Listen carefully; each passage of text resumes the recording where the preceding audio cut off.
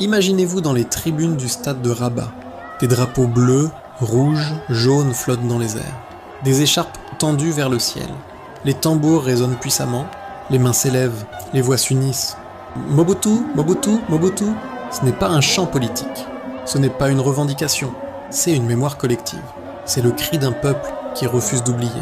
Or, Mobutu, l'ancien président, un homme qui pour beaucoup reste lié à l'identité du pays. On peut aimer ou contester sa gouvernance, mais dans ce stade, son nom résonne comme un symbole. Pourquoi ? Parce qu'il incarne pour certains une époque de puissance, de fierté nationale. Parce que son corps repose au Maroc, et ce soir c'est la RDC qui affronte le Cameroun.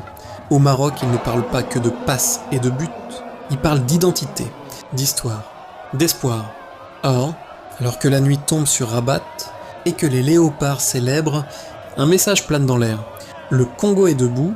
Ce match n'était pas un simple rendez-vous sportif. C'était une rencontre avec nous-mêmes, avec notre mémoire, notre présent, et peut-être notre avenir.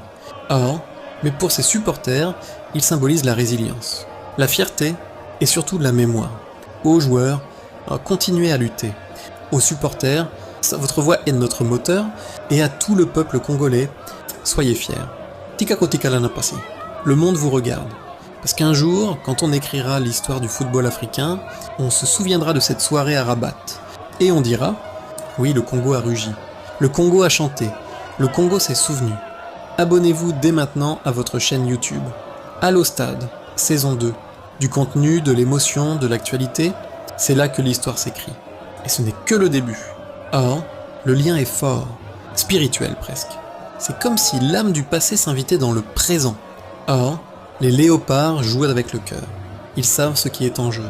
Un billet vers la Coupe du Monde. Les supporters chantent, prient, dansent. Mais toujours, entre deux tambours, on entend un Mobutu, Mobutu. Non pas pour glorifier un homme, mais pour invoquer une force. Une énergie, une unité, un passé qu'on tente de reconnecter avec l'instant. Or, le but libérateur de Mbemba. Et puis, le silence avant l'explosion. Un corner, un centre. Et là, Chancel Mbemba surgit, tête piquée, la foule explose. C'est la délivrance.